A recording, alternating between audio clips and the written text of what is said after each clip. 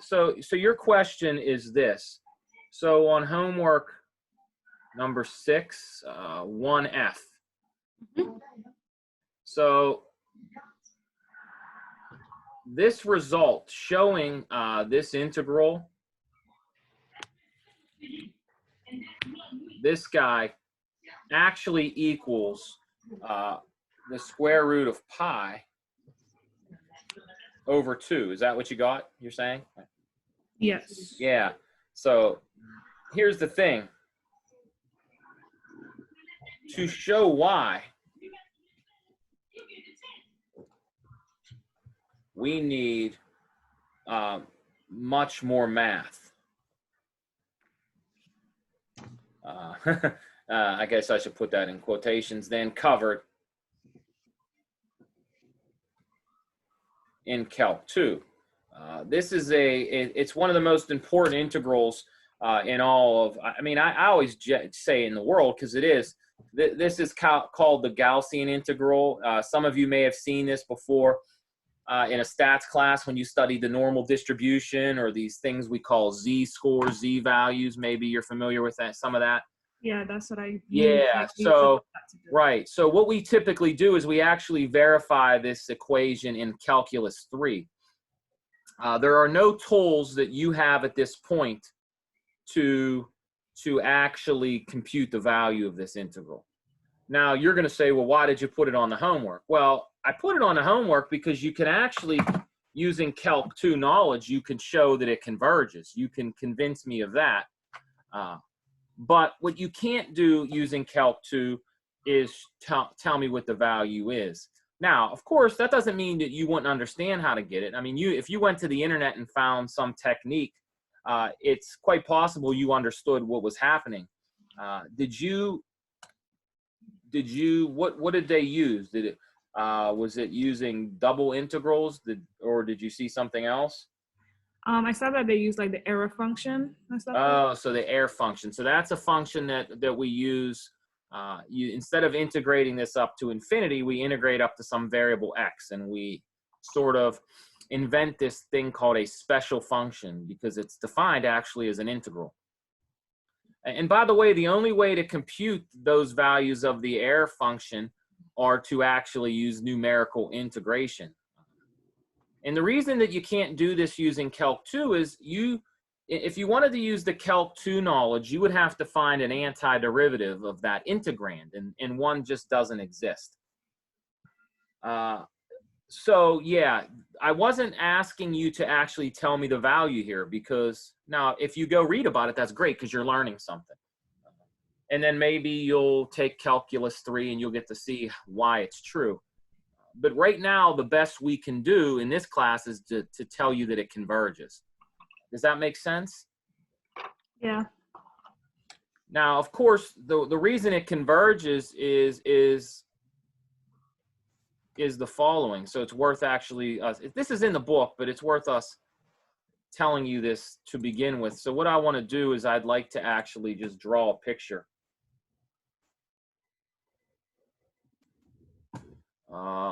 of what's happening here. So the graph of this thing, let's look at what, oh, I can't use that. So if you look at the graph of this function, it looks like this.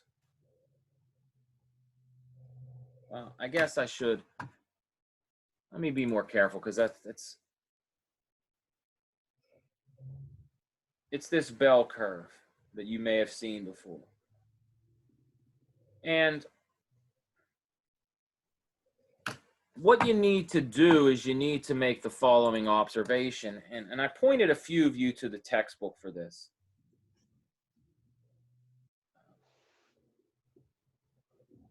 So let's look at this point. What happens is you can get another function, which I'll use red here.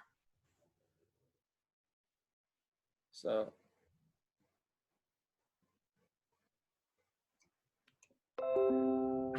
the observation that we would like you to make is that the red curve is the function y equals e to the negative x. And the green curve is the function that we're interested in.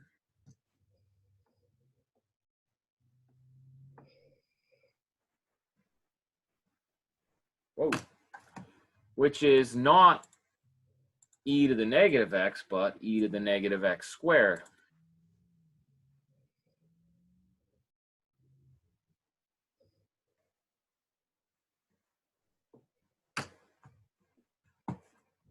Now, why is this observation important? Well, both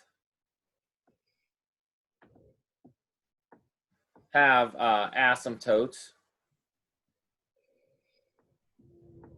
at y equals 0. That's important to note.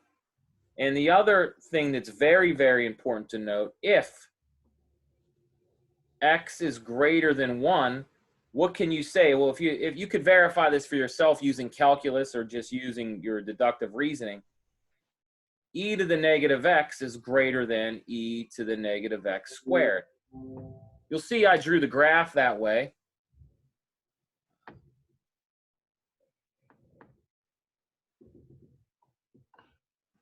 And so what we can conclude then is the following. What is the big picture here?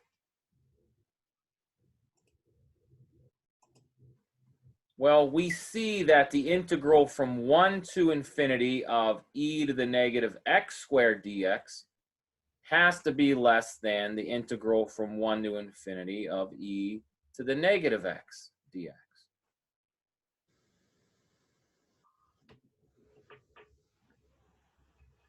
Now, we computed this creature in class before. This guy is just equal to 1.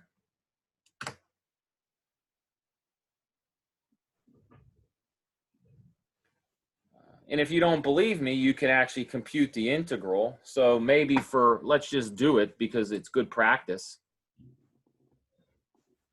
How do I integrate this? Well, this is the limit as n goes to infinity of the integral from 1 to n, e to the negative x dx. So when you integrate this, the integral of e to the negative x is just minus e to the negative x from 1 to n. Actually, I sort of lied. It's not 1 because I'm starting at 1. So what you end up getting is you get this limit. When you plug in n, you get minus e to the negative n. So let's write it as e to the negative 1 minus e to the negative n. And this limit is just 1 over e. So since that limit's 1 over e, right away we get that the limit has to converge.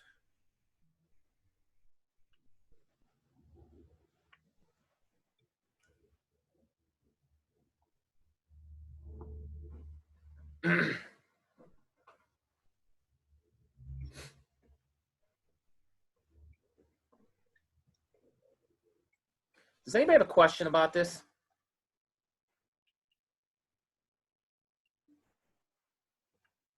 Going once, going twice. Does that make sense, Jim?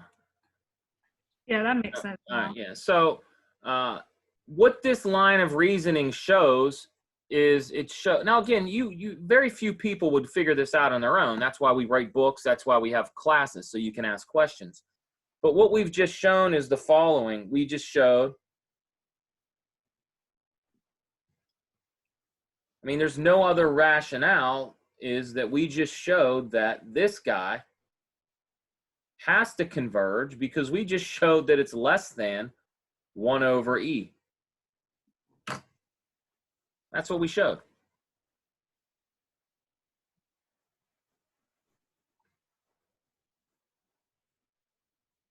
Now, you're going to say, well, the problem says 0 to infinity. Well, that doesn't matter because that's just, I mean, if you integrate from 0 to infinity, you can draw, I mean, you can, that first part from 0 to 1, that area under the curve is inside of a square. And so you can easily show that that area is finite. So the only difficulty is asking what happens in this tail. We call these tails. And so what we just showed is that that tail is in fact finite.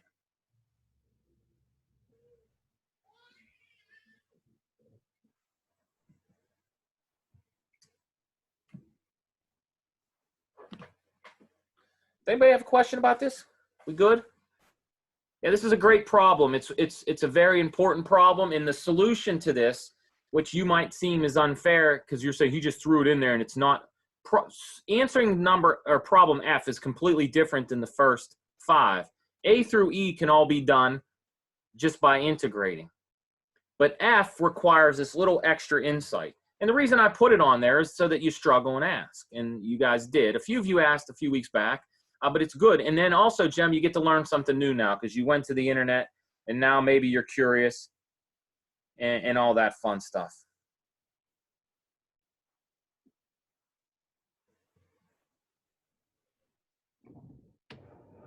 Does anybody have a question about this?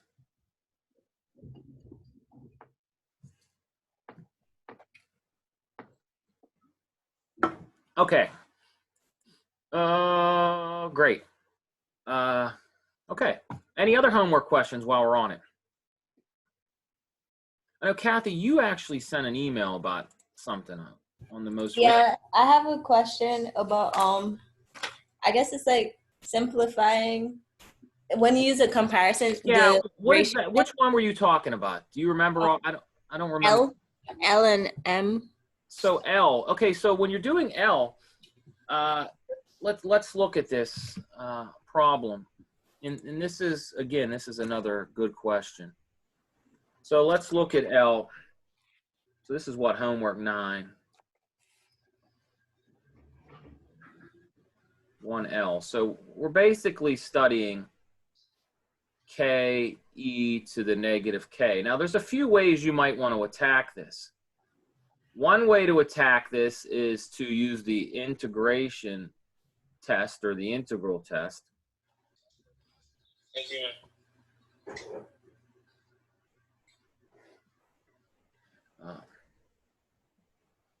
And so that's one way to do it. Now, I think what you did is you wanted to use the ratio test. Is that what you did? Yeah, the one where you get. Let's say, so let's think about this. Does the ratio work? So let's look at this limit. We need to take the limit as k goes to infinity of the kth plus 1 term over the kth term. Now, I don't need absolute values because all my terms are positive. So let's write this in, and we have to be very careful with how we do it.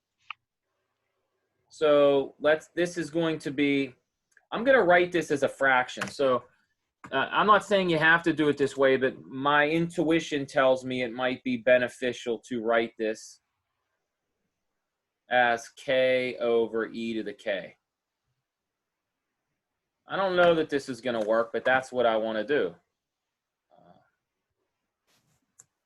So if that's how I roll, then this becomes k plus 1 over e to the power k plus 1. And then this is all over k, all divided by e to the k. Now, what I told you guys last class is you can always fill in the details, but oftentimes these things, you'll skip steps because you'll realize that all you're doing is multiplying by the reciprocal.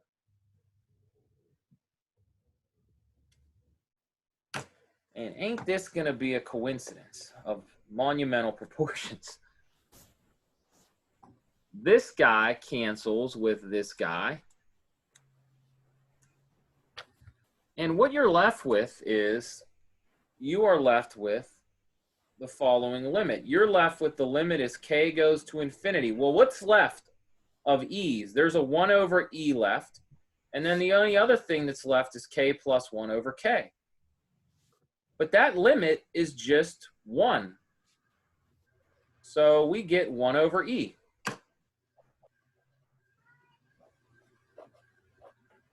Now, this is good news. This tells us that it converges. So if I come up here, so since the limit is less than 1, the ratio test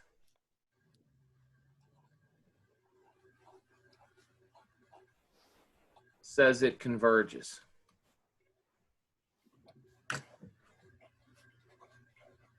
So I don't know if that helps what your question was, but this is how I would attack the problem. Yeah, because when I reached the spot where you cross multiply, I didn't know if I could like leave. No, that's not cross multiply. Be careful. I'm not cross multiplying. I'm multiplying by the reciprocal. Multiplying. And I don't mean to cut you off, but yeah, I'm using a basic fact from. I mean, you learned this probably in like 5th grade. It's worth pointing out again. What are you using here? I'm using the fact that A over B divided by C over D is A over B times D over C. You're multiplying by the reciprocal. That is the correct way to divide a fraction by a fraction. Okay.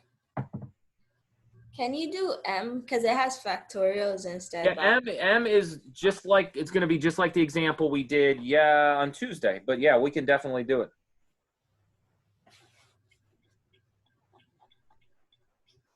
So if we look at F, or just not F, you said M, right? M. I'm losing my mind. So for M, we have k to the power 6 over k factorial. And k can start at 0 here if you wanted, but it's not. So does this guy converge? And if so, why? The answer is it's going to converge by the ratio test. So like I said on Tuesday, anytime you see that factorial, you almost always want to try ratio test first. And so that's what we're going to do. So the factorial says use ratio test.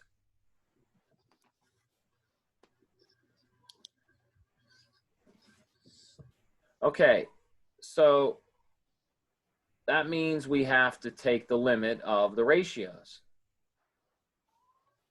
So what's the first one? Again, I don't need absolute values. Why do I not need them? Because I am dealing with positive terms. So the first guy is k plus 1 to the 6th over k plus 1 factorial.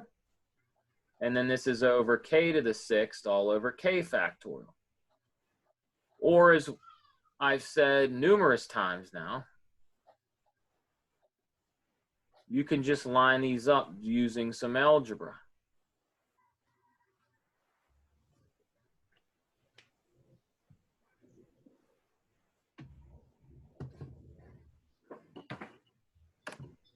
Now, when we're here, it's often difficult for us to figure out how to analyze this. The first thing you need to understand is that the factorials simplify very easily. So let me show you what I mean by that. So what do we have? We have a k factorial divided by one more factorial. So just let's pick a specific example. What if you had 5 factorial over 6 factorial? Well, that just becomes 5, 4, 3, 2, 1, right? And then downstairs you have 6 times 5 times 4 times 3. So this just simplifies to 1 over 6. And that doesn't matter that I chose 5. If it's k over k plus 1, the factorial always simplifies this way. So the first observation I need you guys to get is that k, the factorial, I'm going to write it like this. I have k plus 1 over k all to the 6th power times 1 over k plus 1. So where did I get the 1 over k plus 1? That's the factorial part. So, you know, how did I get the k plus 1 over k to the 6th? Well,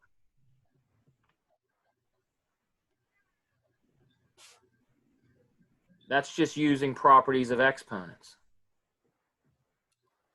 Now, I don't care how you want to compute this limit.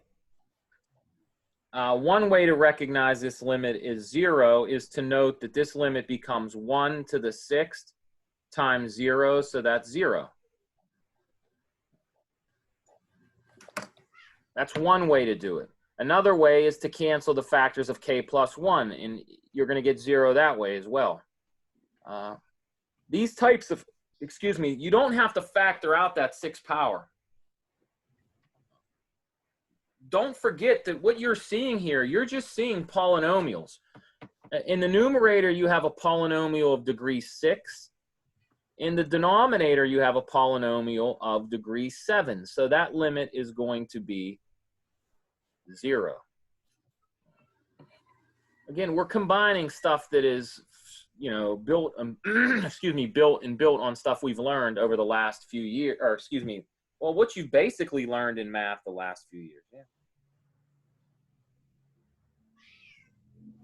Does anybody have a question? I don't know, Kathy, does that help? Do you have any questions about that? Can you go over how you got 1/6? How did I get 1/6 over here? No, what is that? 1/6 times 1 to the power 6. 1 to the power 6. Yeah, look, yeah. So, okay, so maybe that's not the best way to think about it. Let's think about it this way. Let me rewrite it. Maybe it'll be a little more clear. Second thought, that doesn't seem very clear. So here's how I'm going to write this. Notice that there's one of these. Get out my red pen.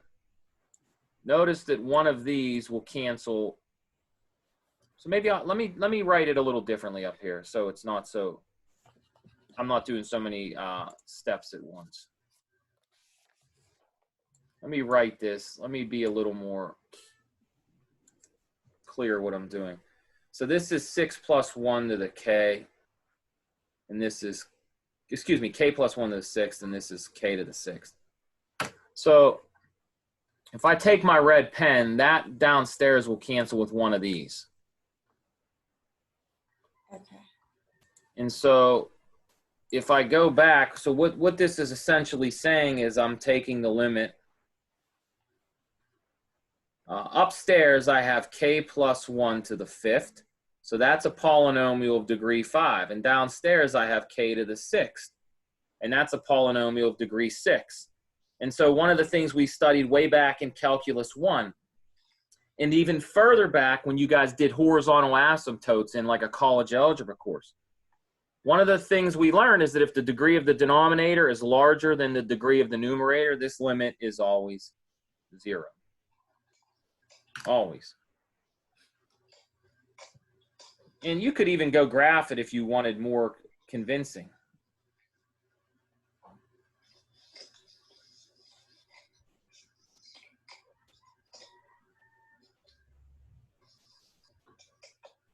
Okay, does that make sense? Yeah. All right. Yeah, again, this is I wish this were easy. But it's not. This stuff is, it's difficult to learn. One of the things I would highly recommend that you guys can, well, I guess I shouldn't recommend it now being that we're in lockdown, so never mind. I was going to tell you, work together. Yeah. Any other questions about this problem or any more on homework 9?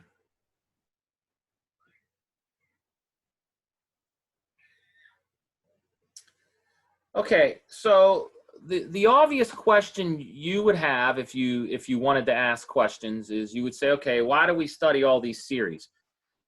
Is this just for fun? Are there, and granted, yeah, there's a lot of people who just like to study this crap because they're interested in things. You know, some people like to do this stuff. But it turns out there's a bigger picture to these series. So we need to sort of transition to what is that bigger picture. So let's put that in purple because I don't know what the heck. So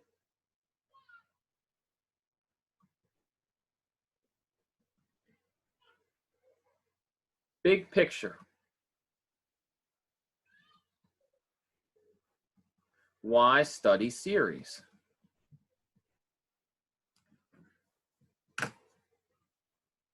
Right, that's a perfectly logical question. Like anytime that I'm a student in a class and I'm learning things, I want to say to myself, why? What's the purpose of it? Now, granted, a completely acceptable answer is just because. What the hell's wrong with that? Some people just like to learn things and study things. But I often want to give you context to what is a practical reason that we're interested in this. And it turns out that the practical reason is what I alluded to, or I shouldn't say the practical reason, I should say a practical reason. One of the many is that series in many ways are the keys to understanding this concept of approximation. As I alluded to a few classes ago, many very difficult problems in mathematics, engineering, science, you name it, these problems often have to be solved on a computer. And one of the things we realize is that when they're solved on a computer, they're not always solved exactly. And so then the big question becomes, how accurate are our approximated solutions? So approximation turns out to be very, very important. And we're going to talk about one particular type of approximation now. So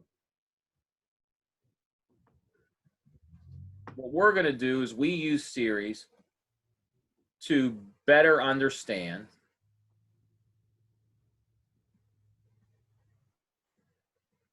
and approximate functions.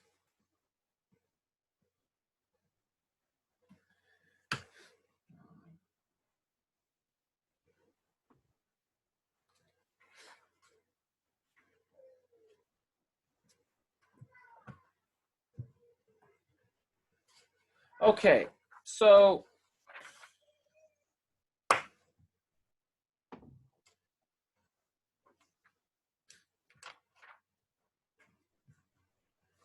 you guys ready? Here we go.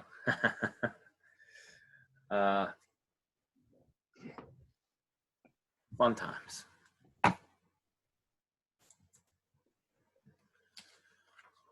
Woo! Fun times. So I'm going to repeat myself. I said this before, but it's worth saying again. So in Calc 1, we learn how to compute tangent lines and approximate curves with lines. The name we gave that was, the fancy name was the linear approximation.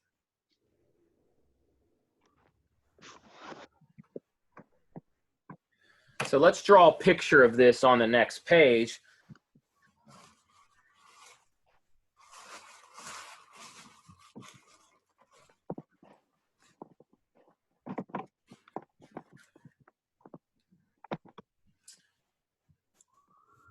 So if I get my XY axis out,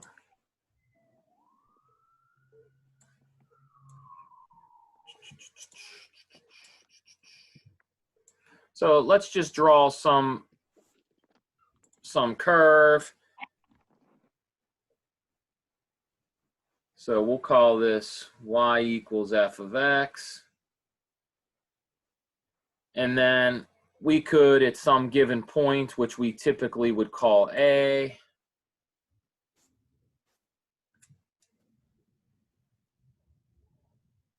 what we said is we can use this idea of, so we'll label this point right here, and then we could draw a line to it. Let's do it in pink. Pink is a pretty color.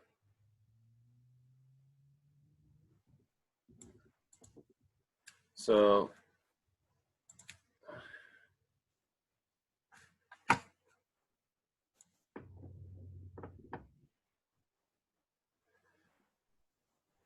we call this guy y equals L of x. And so you might remember what this is. What is L of x? Well, it's the tangent line. And so we showed you in Calc 1 how to derive it. It's f of a plus, and then the slope was f prime of a times x minus a. And so here's the key idea. The key idea was that when x was approximately a, when our input was approximately a, then L of x would spit out the approximate same number as f of x. This was called the linear approximation.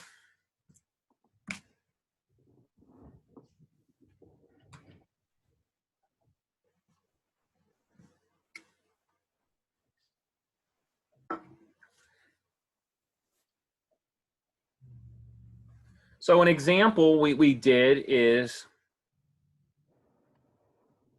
I'm just going to write it down. I would encourage you to go do it yourself.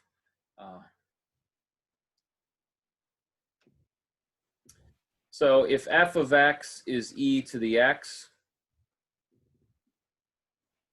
then L of x was equal to 1 plus x.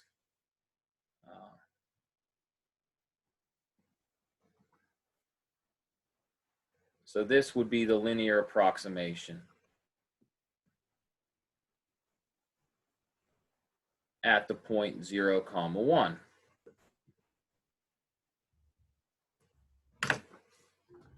And what you should do to convince yourself is go graph them. Graph e to the x and then graph that line, and you'll see that it's a relatively decent approximation when x is close to 0.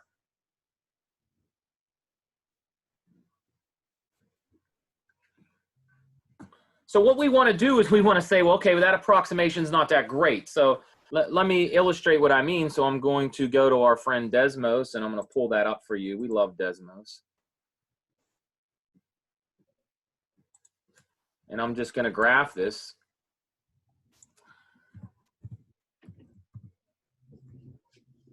So there's y equals e to the x, and then y equals 1 plus x.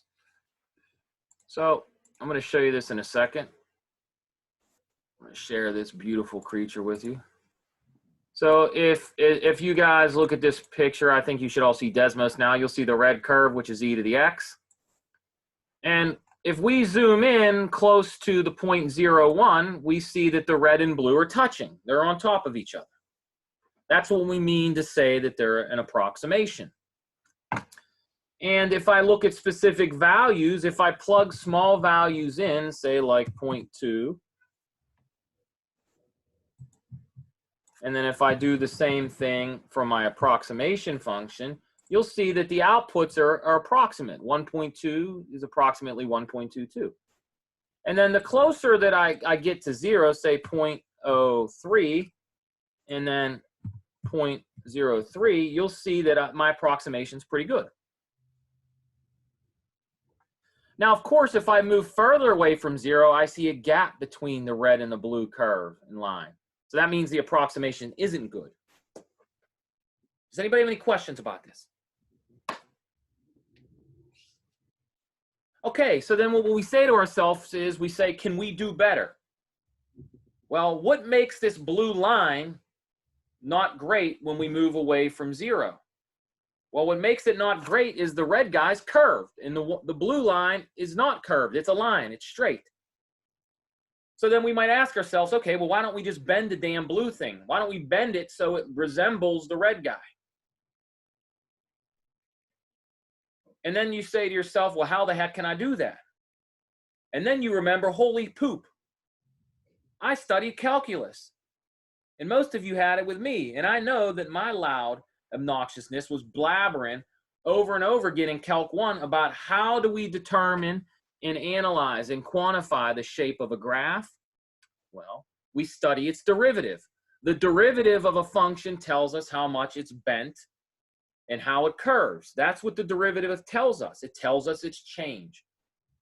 And so then we say, oh, this is good shit. And Did we swear? We did. Good stuff. And we figure out that maybe the key is to study the derivatives. So what do I mean by that? Well, I mean the following. Let's go back to our whiteboard. So to do better, we say,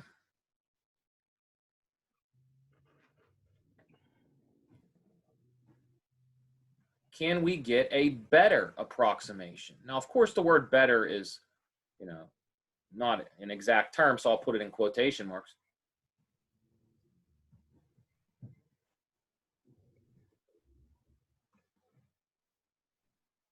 So let's try to get a quadratic. Now, we know that if our approximation is going to be good, we would want the functions to agree, and they did at 0, and we want their derivatives to agree.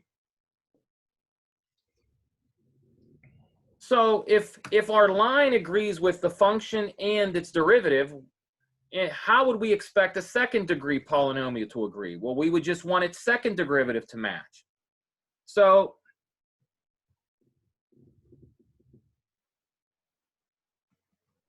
we'd expect q of x, which the first terms we already know, these guys,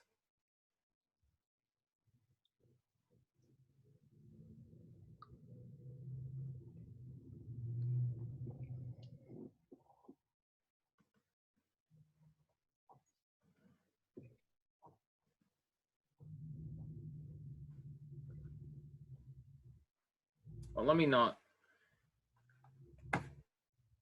okay, that's fine.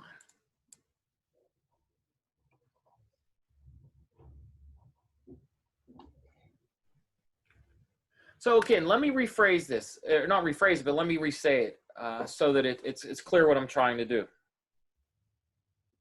If we're going to have a quadratic function whose graph matches e to the x, it better be that the first, second derivatives agree with f. Well, we already know the first two terms work. So what we're trying to do is find a squared term that's going to make it better. So we just give it some unknown coefficient, call it a, and we want to determine a so that these two things match.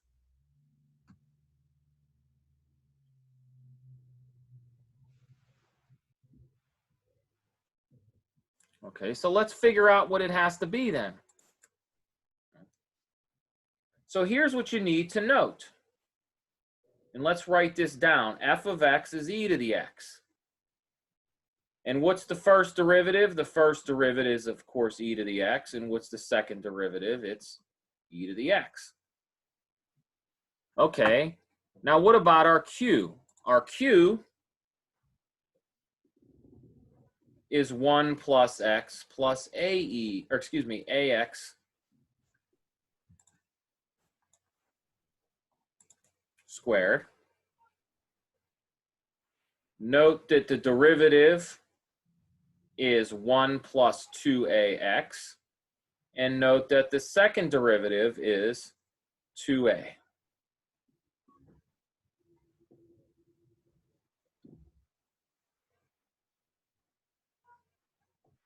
So what would we need? What would be the necessary thing for these guys to have the same shape?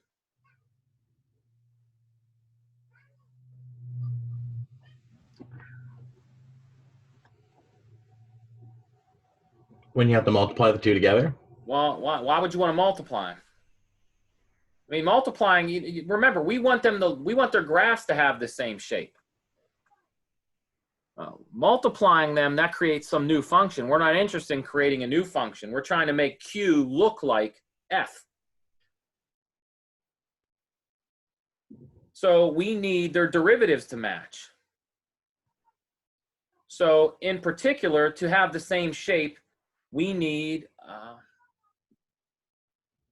the following. We need f of 0 equal to q of 0. We need f prime of 0 to be equal to q prime of 0. And we need f double prime of 0 to be equal to q double prime of 0. So if we plug all that in, what does that mean? Well, that means if we plug these numbers in to the equations, what do we get? Well, the top equation is just 1 equals 1, so we got that correct. The second equation is 1 equals 1, so that matches. And then the third equation is 1 equals 2a. So in order for that to match, what do we need? We need to choose a to be 1/2.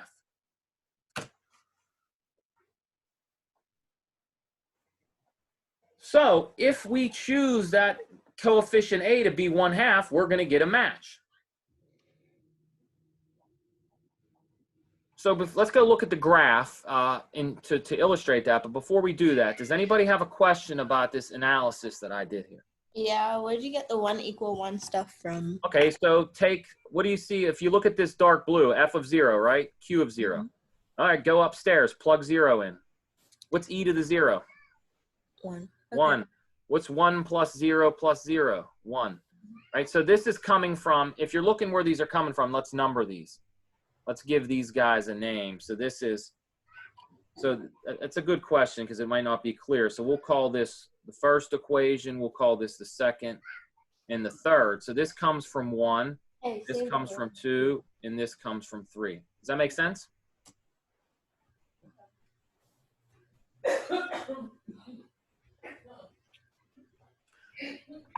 All right, so let's look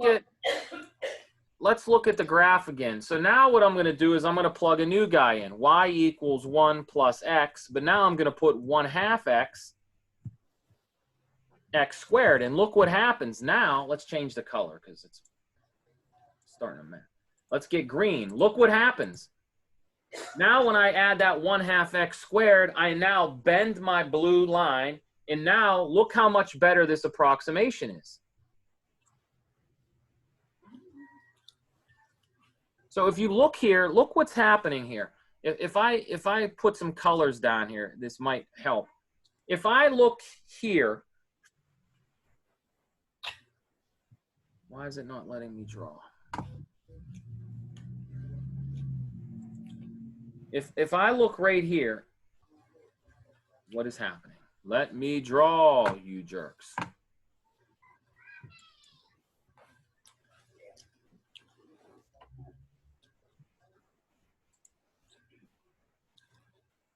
It's not letting me draw. I don't know why. This is frustrating.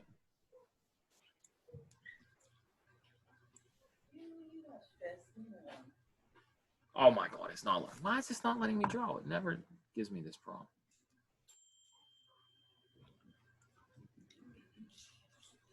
Okay, anyhow, I can't for some reason draw on here. But what I would really like you to look at is look at where the blue and red separate, and then look where the red and green separate.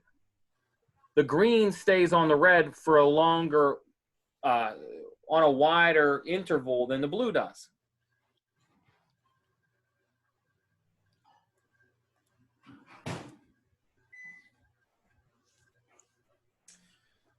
Does anybody have a question? Okay, so what's the big conclusion here? What do we want to take away?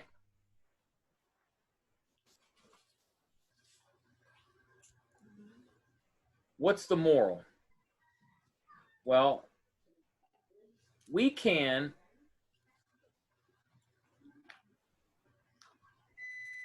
perform this same sort of argument or the same reasoning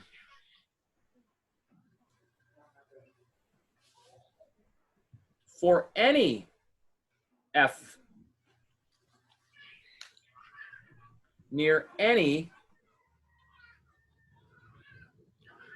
point a comma f of a. There's nothing special about the function e to the x, and there was nothing special about choosing 0.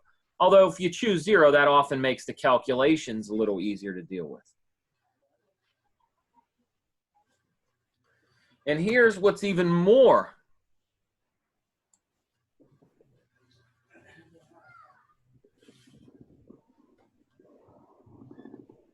There's even nothing special about degree 2. We could do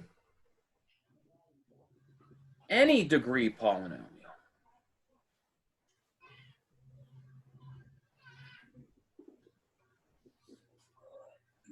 And it's actually not difficult to do. It is an exercise in taking derivatives in solving equations.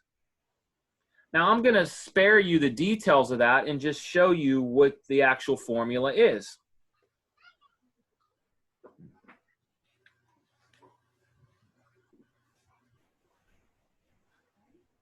So,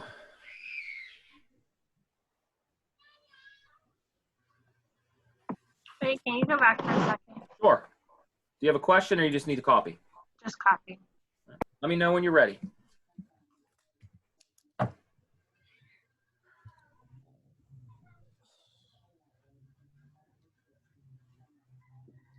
Okay, thank you. Yeah.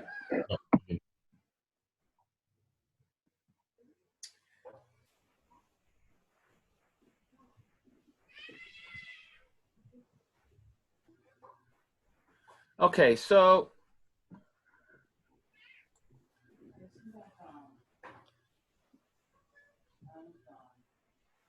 what do we have? So the previous exercise shows we can do this in general.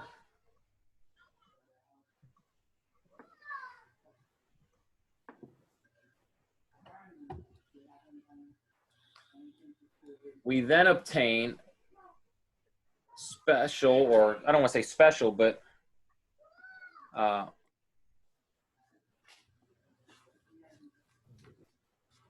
they're the so-called Taylor polynomials.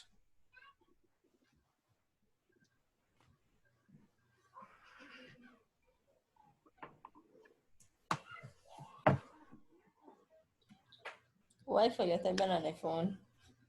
Okay, so here's what we want to think about. You just say you don't forget that I exist. So if we have a function, so let's just make the definition here.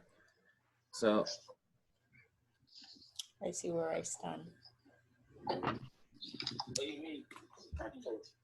So I'm going to define a new polynomial. I'm going to call it P sub n. And the reason I'm going to call P sub n is because if I do sub n, then I realize that this polynomial is going to be sort of related to a specific degree.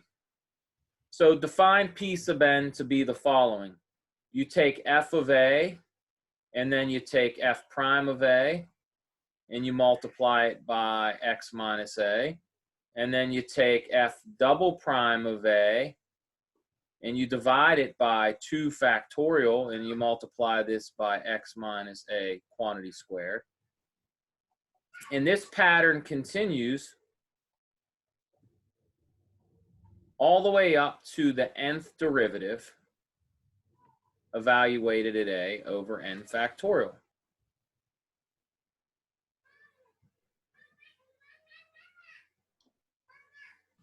So let me make sure, just for full completeness, I'm going to use a lowercase n here so they all match. Now, we say this, and we say define it, but we have to be careful. If a function doesn't have derivatives, this doesn't make sense. So provided it exists.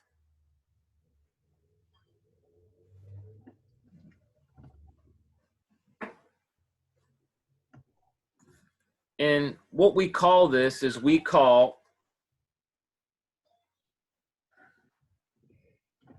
Can you go back real quickly? Yep. Sorry. It's okay. Yep. So you're going to have to remember what all these things mean. You know, we have first derivative, second derivative, all the way up to the nth derivative, and then we're plugging it in at a.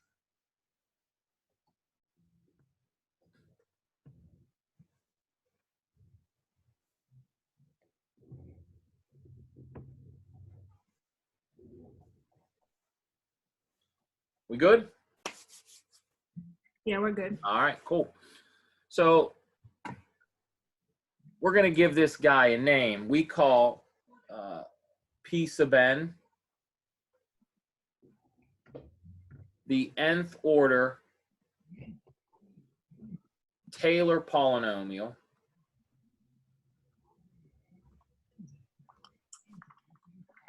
of f centered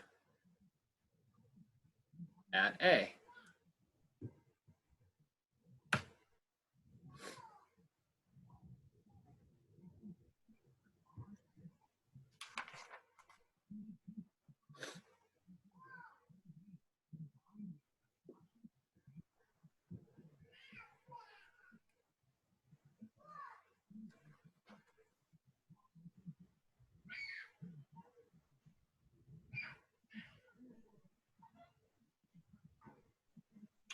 Does anybody have a question? So this is the definition of what's called the Taylor polynomial. And so, of course, I want to remind you why we care about this. Why define this? Well, when x is approximately a, we expect the Taylor polynomial to be a good approximation of f of x.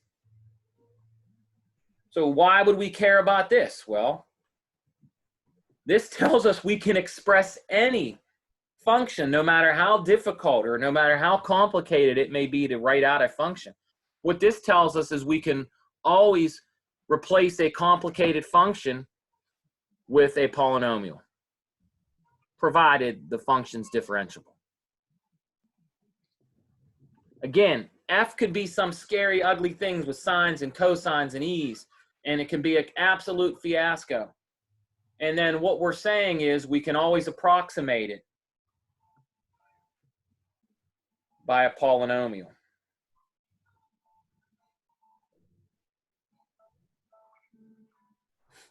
Now, we're not going to go into the details of how accurate these approximations are, but the general idea is there for you.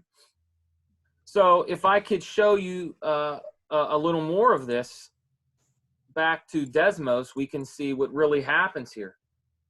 So if I zoom out a little bit, it's clear to me, and let me get rid of this for a second.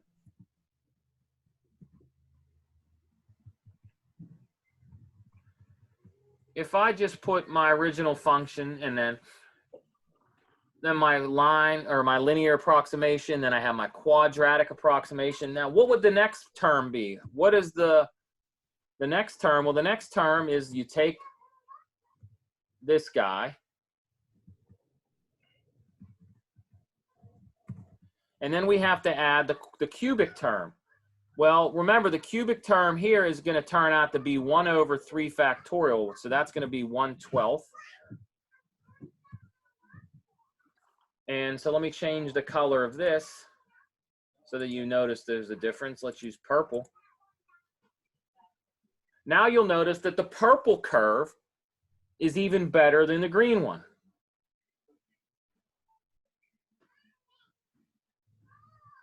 And there's no reason to stop with power 3. We can do a 4th degree, 5th degree, 6th degree, 7th degree, 8th degree.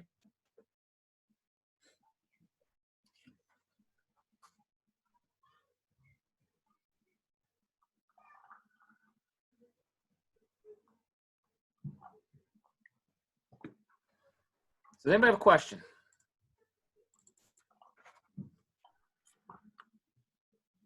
So here's what we can say from what we already have done. Our first example, we can write it in this language. We know that e to the x is approximately 1 plus x plus 1/2 x squared plus 1 over, say, 12. Excuse me, I'm a knucklehead. Go back to that. Oh, my Lord. I lied to you. It's not 1/12. 3 factorial is 6. Anyhow, you still see that it's a good approximation. Fire me. I should be fired. 3 factorial is 6. So we had to correct that. We don't want to have any mutiny. So if we go back to our whiteboard, this is not 1/12. I should be fired on the spot for that. But let's write it a little more pattern-esque. So this is 1/3 factorial x cubed. And then we do not have to stop. We can go all the way out to say 1/n factorial x to the power n.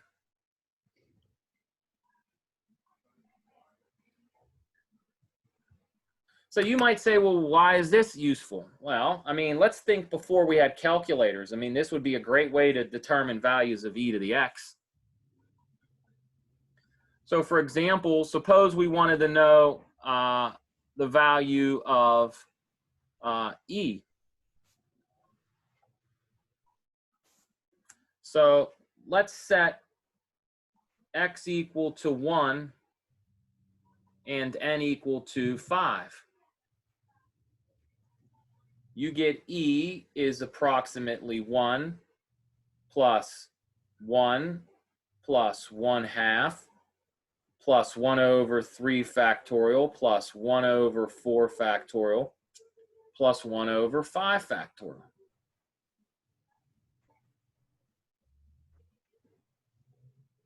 And if you go to a calculator, you can easily add that up.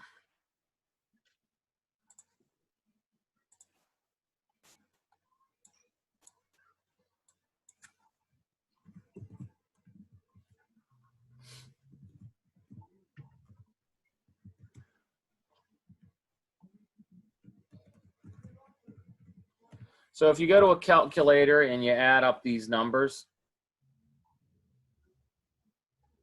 you get 163/60, which is equal to 2.716666.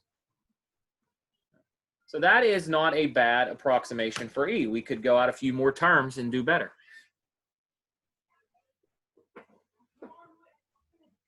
Does anybody have a question about this?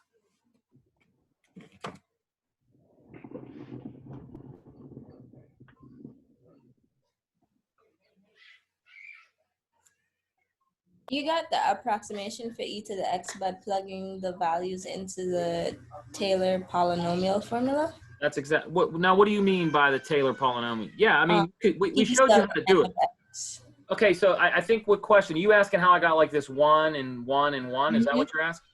Yeah, so what's the derivative of e to the x? It's always e to the x, right? Mm-hmm. So what's the second derivative? E to the x. What's the third? E to the x. What's the fourth? E to the x. So what you should think about then is if you plug 0 in the e to the x, it's always what? 1. So that's why every one of those numbers is 1. Okay. Now that's going to change. That is going to change based on what your function is. And we're going to do one more example here in a second to show you that. But you know, in general, this is, you know, look, if you want this to work, you have to pick a function who's easy to differentiate, or at least there's a pattern for its derivatives, which we're going to see next.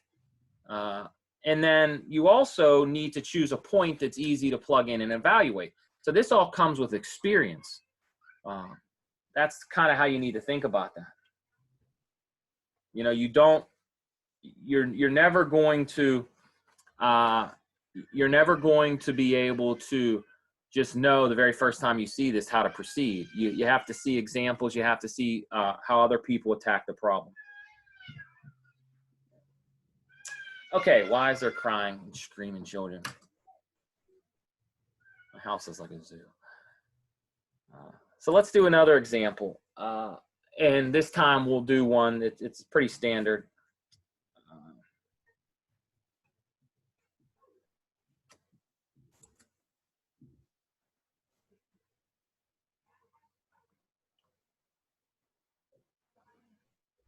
So let's determine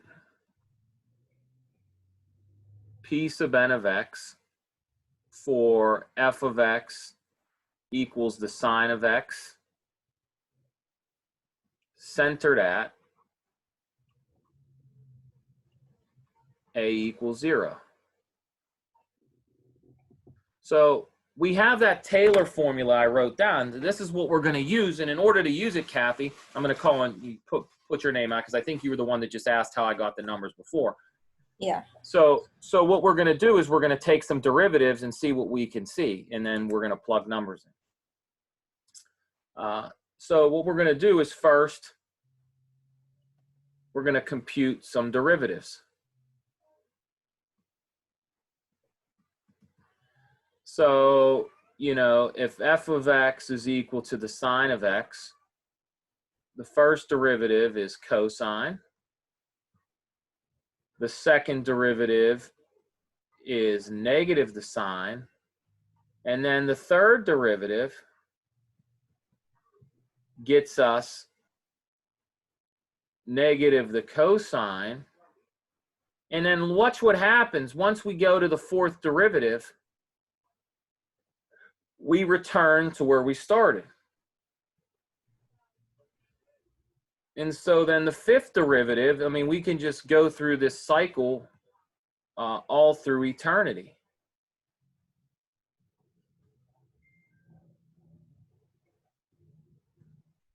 So this process repeats every 4 times we take a derivative. So I don't need to keep writing it. What you need to do is to convince yourself that what I'm telling you is no lie.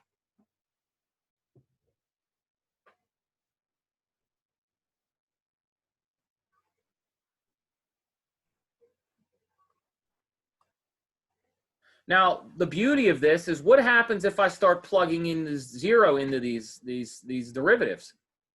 Well, I'm either going to get 0, 1, or negative 1.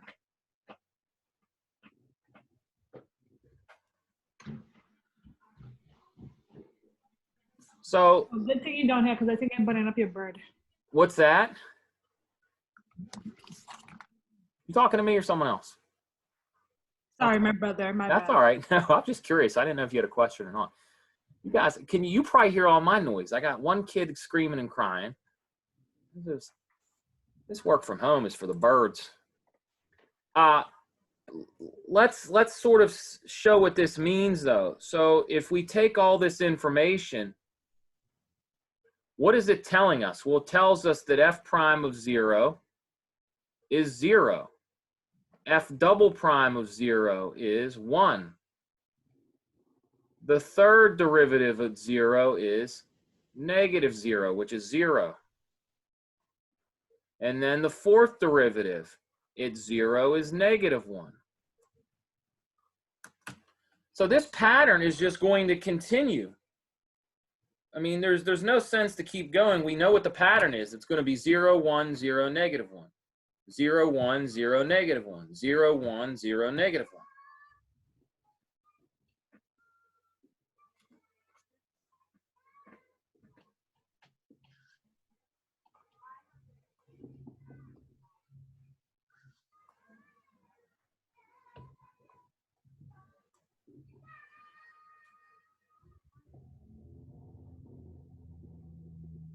Okay, so here's what we learn.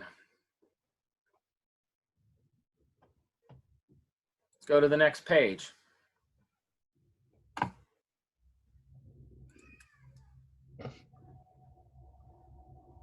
So what's p sub 1? P sub 1 of x is just, it's f of 0 plus f prime of 0 times x minus 0. So what is the sine of 0? This is the sine of 0 plus the cosine of 0 times x.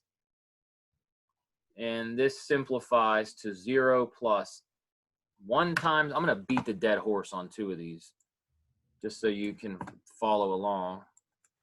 The cosine of 0 is 1, and then this is x.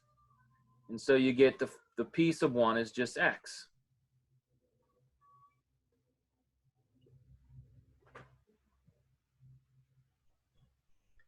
Can you go on the last page, please? Sure.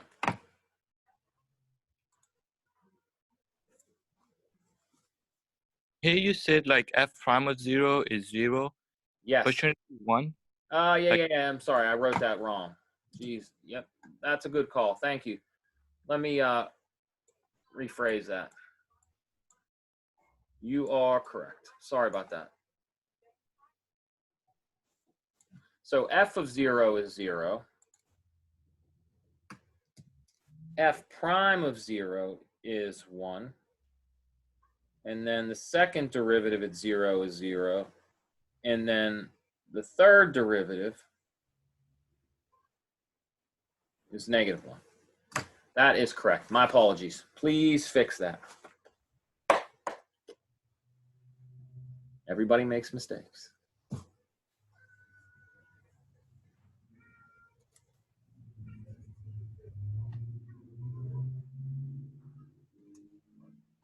Okay.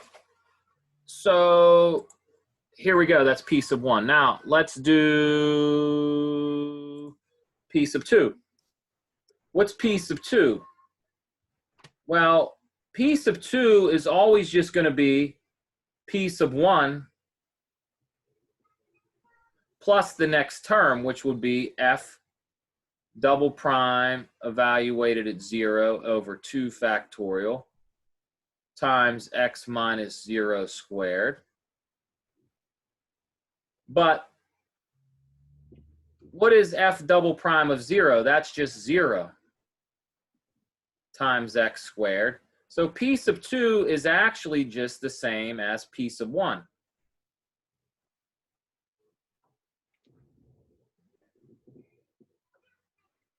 For this particular function.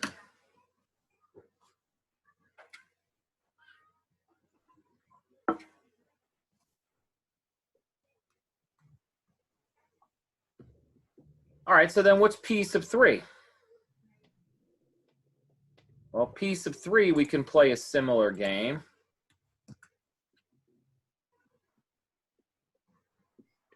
You can write it all out, or you can note that this is p sub 2 plus the third derivative evaluated at 0 over 3 factorial times x minus 0 quantity cubed. So this becomes x, and then this becomes minus 1 over 3 factorial x cubed. So how did I get minus 1 over 3? Well, the third derivative is negative the cosine. And when I plug 0 into negative the cosine, I get minus 1.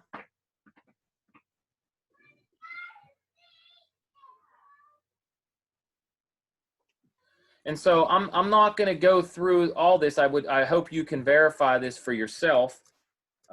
P sub 4 is just going to be p sub 3 plus the fourth derivative, but we know the fourth derivative evaluated at 0 is going to be 0.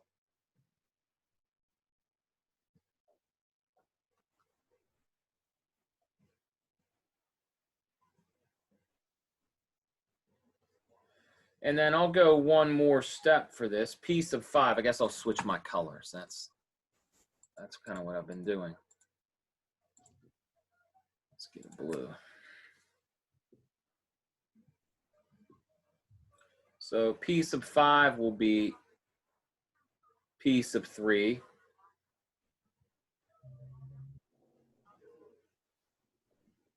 or which is P sub 4, it doesn't matter. And then this is going to be plus the fifth derivative evaluated at 0 over 5 factorial times x minus 0 to the fifth. And if you plug in what this is, this becomes x minus 1 over 3 factorial x to the third plus 1 over 5 factorial x to the fifth. So it turns out there is a beautiful pattern being discovered.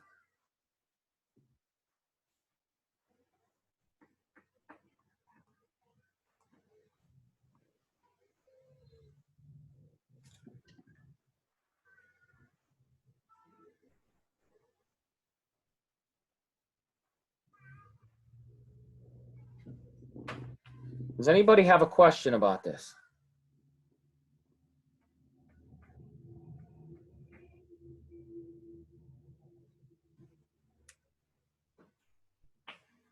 So with each odd, All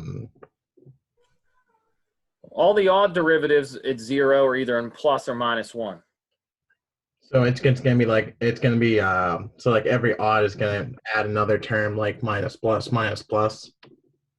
It's gonna add like to that That's x, right. 1/3 factorial x to the cube x cubed plus 1/5 factorial x to the fifth. That's right. Now, all the even ones, when you plug in 0, they all are signed, so they go away. So here's the general idea. And So if you did to the seventh, it'd be x minus 1/3 factorial x to the third plus 1/5 factorial x to the fifth plus, no, plus, minus. It's going to alternate each time. or yeah, plus minus plus, and then it's going to be minus 1/7 factorial x to the seventh. That's correct. So it alternates every time. So, you know, it's worth writing that out. So there's a very nice pattern. And I'm not going to go through the details, but you can say, okay, the seventh one is going to be x minus 1/3 factorial x cubed plus 1/5 factorial x to the fifth minus 1/7 factorial x to the seventh. And then, again, the even ones are all the same as the corresponding odds, so we just ignore them. So what's the next one? The next one is 9th degree. And you get this.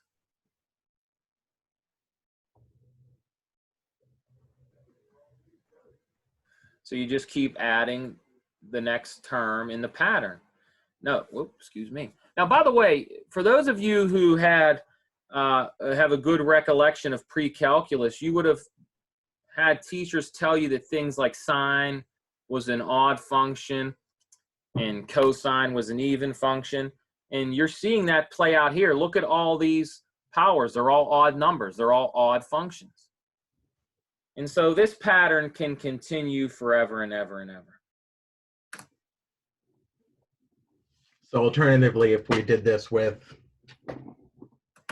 like cosine of x, we would see the same pattern except on the odds. No, on all the evens. That's exactly right. And by the way, I forgot a factorial point here on that. And what's beautiful is when you see this happen in real life. So if you go and say, okay, great, I'm going to go to Desmos, and you're going to plot this. So let me share that with you. I mean, it's quite awesome how this works.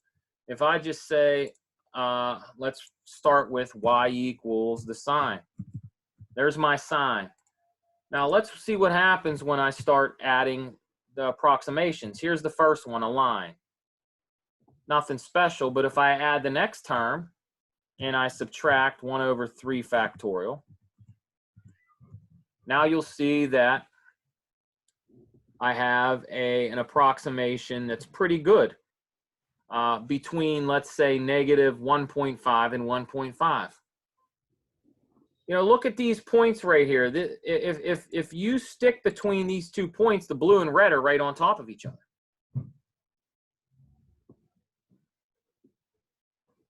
So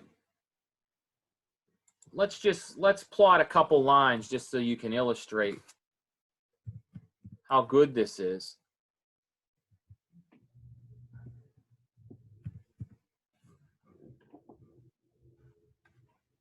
So bear with me for a second.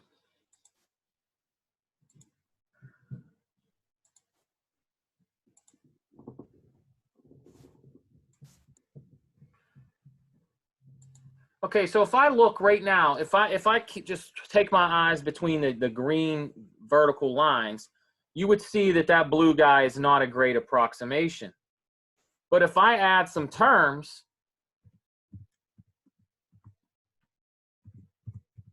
now that blue is getting much better between those guys. And if I add another term,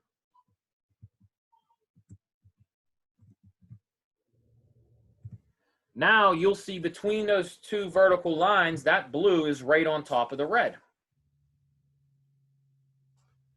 So everything I'd want to know about the sine, I can now replace with that 7th degree polynomial, and it's going to give me almost identically the same information, whether I'm integrating, whether I am taking derivatives, no matter what I'm doing. So the beauty of these Taylor polynomials is they reduce lots of things to simple work with polynomials. And you guys know that polynomials are much easier to work with than, say, trig functions or exponentials and all those combinations.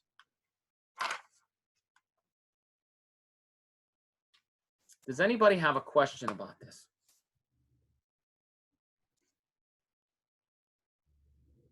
So you can keep going, Daryl. If you just went to the 9th term, the 11th, the 13th, all you're going to see is eventually that blue line is going to take over the red. You'll no longer see red. And so that's kind of what we want you to start thinking about, because that's where these ideas of series are going to come into play. So let's start motivating. It's time to go. So the question is, can we continue forever?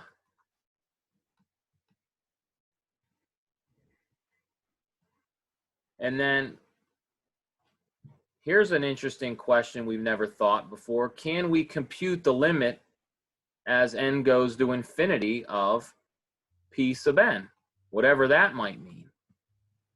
So these are some very interesting questions. And we're going to start trying to study those guys on tomorrow. Questions, comments, concerns? I know this is kind of overwhelming, but it is what it is. All right, if you guys don't have questions, I'm going to stop recording in 3, 2, 1.